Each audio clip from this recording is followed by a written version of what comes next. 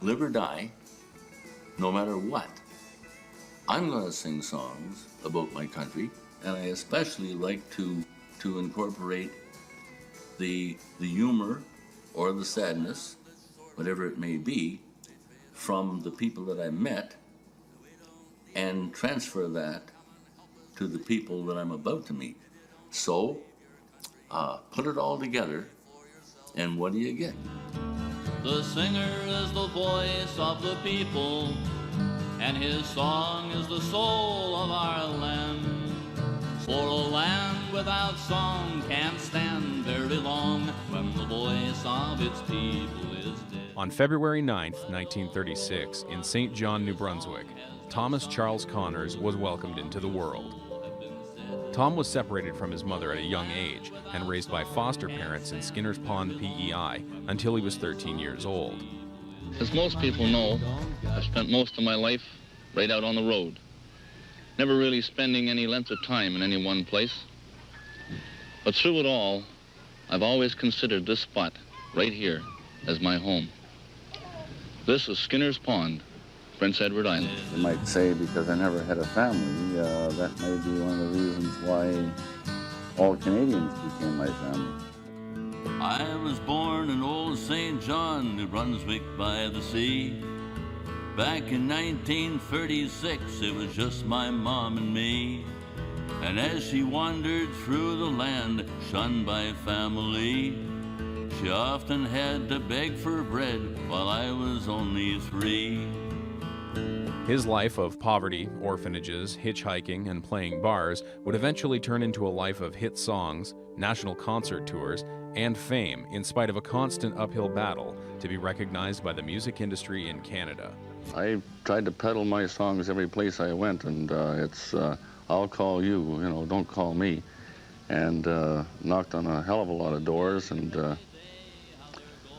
it just wasn't there. I wasn't writing commercial stuff. Tom's unwavering love for promoting his home country led to some of the many accolades he received, including becoming an officer of the Order of Canada, being immortalized on a Canadian postage stamp, and being invited to receive the Governor-General's Performing Arts Award, to name but a few. Oh, the good old hockey game is the best game you can name, and the best game you can name is the good old hockey game. Hockey is our national pastime. Hockey is Canada. Second period.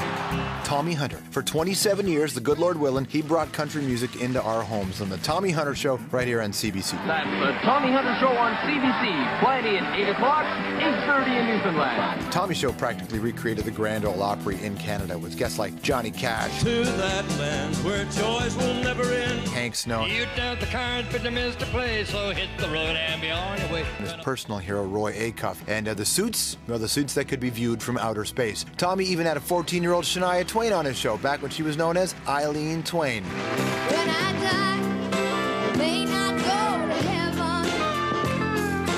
I don't know the Cowboys in. Ben Gunning and I were in a record store, and we were looking through these records, and there was a guy behind the counter playing this record called Great Speckled Bird, which is, Ian and Sylvia Tyson.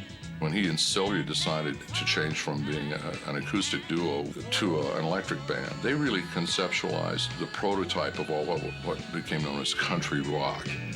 You are my smiling wine. Oh, smiling wine. It's a very special kind, for it raises my heart and it eases my mind. I'm never alone now. When I think of you, I can see your face smiling. Whatever I do, and it's oh, I love you. You are my smiling wine.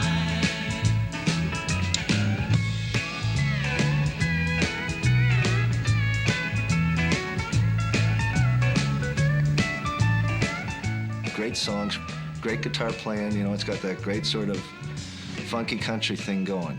I think Amos Garrett is about as recognizable a guitar player as anyone who's ever walked the planet. Brilliantly original in what he was doing. He certainly helped us to bridge that gap between acoustic and electric music. In the Maritimes, a fresh-faced former gym teacher is a regular on TV's Sing Along Jubilee. She's got the voice and knows a hit song when she hears it. I got a call from Bill Langstroth, who was producing and directing Don Messer, the Don Messer Show. And he said, I've got this guy here who writes beautiful songs. I want you to come and listen to him. The snowbird sings a song he always sings that speaks to me of flowers. So he sat there and played Snowbird, Just Biding My Time. He had, I don't remember how many tunes there were, but I was absolutely flabbergasted. And instinctively, I knew they were great. And he said, well, if you want them, they're yours. Beneath its snowy mantle, cold and clean, the unborn grass lies waiting for its cold to turn to rain. I knew there was something there, and I couldn't wait to get into the studio to record, and Brian was ready to go. And so finally in '68, I went to Toronto, and we recorded an album called What About Me? And in order for us to record that album, I had to get his guitars out of Hawk. But it was the beginning of a beautiful relationship. And take the snow back with you where it came from on that day. What I love forever is untrue. And if I could, you know that I would fly away with you. Willie P. Bennett is a cult hero whose deeply personal ballads about life on the road are revered by other songwriters. In coffee houses in Canada, there was a lot of writers and folk musicians that were imitating, trying to be the next Joni Mitchell or Murray McLaughlin or Gordon Lightfoot or Leonard Cohen, and Willie P. Bennett was just himself. Cold and lonely on the road, Lord, I wish I had a hole to climb in. Willie P. Bennett is probably one of the most important and most unsung heroes in Canadian songwriting. Excuse me, sir, you're going my way. On and on, you must let line go. No, that could have been me you're listening to on your radio. Well, I could be on the side of someplace instead of standing here outside in the snow. On and on, you must let line go. His writing is just, it blows me away. You know, what an amazing songwriter, what an amazing man, you know? Willie made those records at Grand Avenue and Hamilton by Daniel Lanois and by Bob Lanois. His sound was dark and deep, and that really suited me at the time. I forget who engineered what record, but I can remember... We both worked on those records, those Willie P. Bennett records. Lightfoot's influence is strongly felt by numerous artists, including a rocking bluegrass band of 3 siblings known as the Good Brothers. Gordon Lightfoot fell in love with them, gave them a couple of songs, had them opening for him all the time. Prairie lights are burning by the Chinook wind is moving in tomorrow night off the Alberta bound. And though I've done the best I could, tomorrow I ain't been so good. Tomorrow night off the Alberta bound. Oh, while I'm making an airport at a Rocky Mountain sunset, it's a pleasure just to be Alberta bound. Well, along the sky next of kin, they know what kind of shape they're in. Tomorrow night off the Alberta bound. I believe we recorded it before Gordon recorded it. And it's amazing. It doesn't matter whether we're in Germany or Switzerland or Holland or Austria, and we perform Alberta Bound. People sing along like they've been singing it for years. It's their signature piece. They've always done it well. I love it. I'm honored that they do it. But of all the artists to record Lightfoot songs, none gives a more rustic, heartfelt interpretation than Canada's iconic singer from Spring Hill, Nova Scotia. At that time, the songs at our disposal were from Canadian writers, and it was great. Shirley Eichart, Gordon Lightfoot. I recorded Cotton Jenny around that time. There's a house on a hill by a windmill with an old mill and a valley below with a river wide. There's no such thing as bad times in the southern plain. Oh, Cotton Jenny's her name, and she wakes him up when the sun goes down, and the wheel of love goes round. I love the warm, sort of deep, languid kind of approach to singing. I'm very, very influenced by Anne Murray, still to this day. A performance artist blows out of tiny Consort, Alberta, to take the nation and the world by storm, with a powerful voice and a brave new twist on traditional country music. My vision was to take two sort of polarized mindsets, which would be traditional country and alternative sort of punk mentality, and combine them to create something, I guess, which was later deemed cowpunk. She had the cowboy boots, she had the crinolines, she was Patsy Cline reincarnated, she talked a great talk, she did a great interview, and she was funny, and she made people laugh. She was the complete package.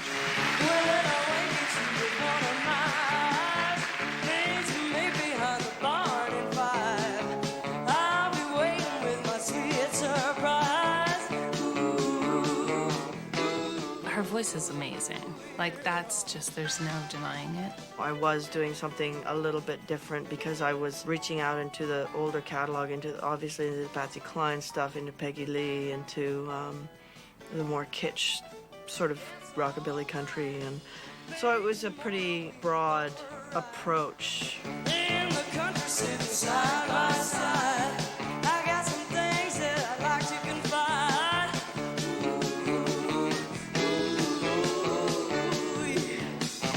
Hanky panky, hanky panky, hey, hanky panky, hanky panky, hanky panky, hey, hanky panky, hanky panky, hanky panky, hey, hanky panky. Alternative country sounds also spring from the unlikeliest of places, the bars of Toronto's Queen Street West scene. I mean, there was Handsome Ned, we used to call them the High Fives, but we all know them now as Blue Rodeo. I had played with Handsome Ned in this band called the Hayseed Hellions. We'd play the Cameron, the first days of the Cameron House, and Jim and Greg would come around and check out a Handsome Ned's. Greg and I had been in New York from 81 to 84, and then we came back, and then we heard about this guy, Handsome Ned, who had a matinee at the Cameron Hotel.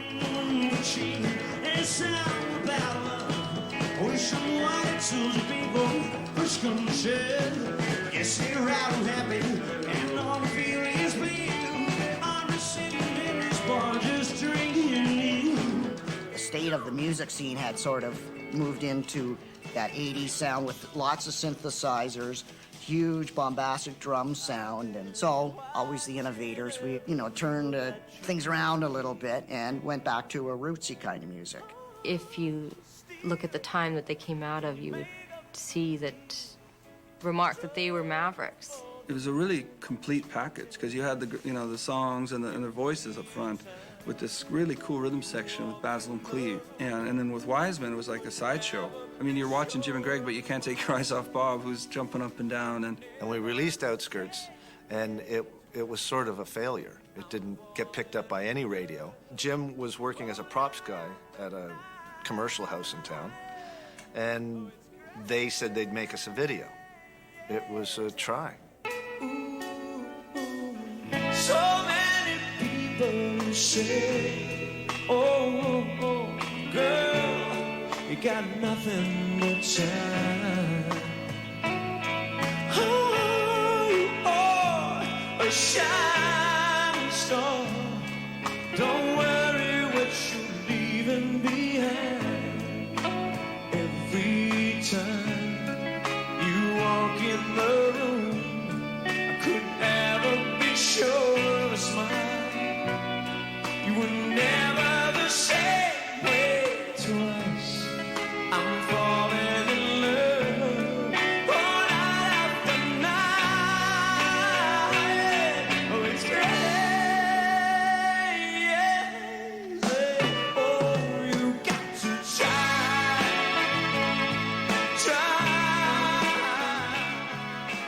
try was just, I mean, was undeniable. It really kind of set them up. That song is absolutely gorgeous, you know? It's a timeless song. Once, you know, the video had been on a high rotation for 3 or 4 months, then you could play in Vancouver, you could play in Edmonton, you could play in Calgary. And then we just did what we had been doing, which is just logging the miles and just playing, but to such a much greater awareness. My very first song was You Were on My Mind. And I wrote that in New York City in 1962.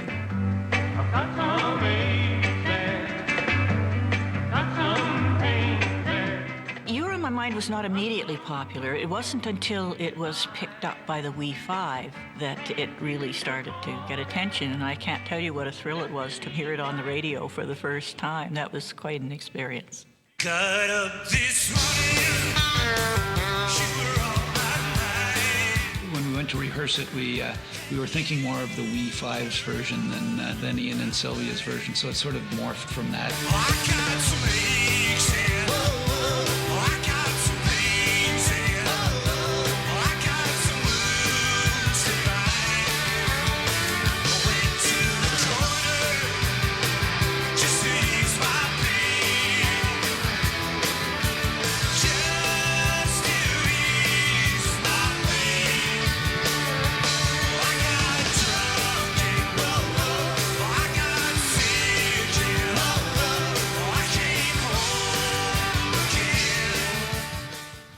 Toronto's Queen Street produces one of the era's most singular voices from a fragile but gifted artist whose lone album achieves legendary status on both sides of the Atlantic. Who do you talk to? Who do you talk to?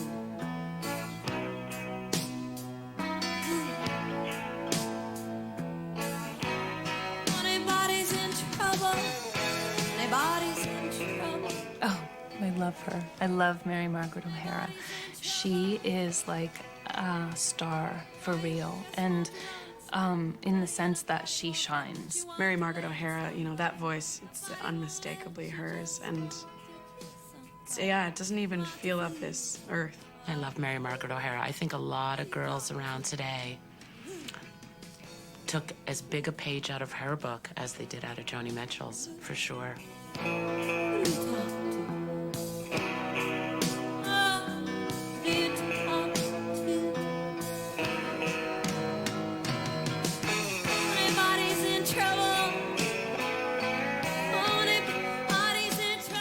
I'm just sad that she just made that one album, but then she'd be on, you know, like a Morrissey album or something. I mean, she really is a cult goddess. Queen Street is also home to an internationally acclaimed group whose sound is both narcotically slow and hypnotically intense. If we were in contrast to what was happening musically in the time, they were even more so. I remember being in an airport and seeing in the Rolling Stone college chart the Cowboy Junkies Trinity Sessions go to #1 on the college chart. Trinity Session was just one of those days, and the lucky thing was we had the tape rolling. And that's what people hear. That's why people like Trinity Session. There's nothing between you and the listening because it was just one microphone, so there's no mixing or fixing it.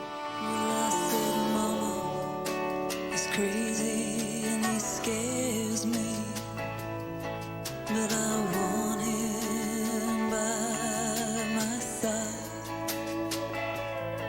And though he's wild and he's bad, and sometimes just plain mad, and I need him to keep me satisfied.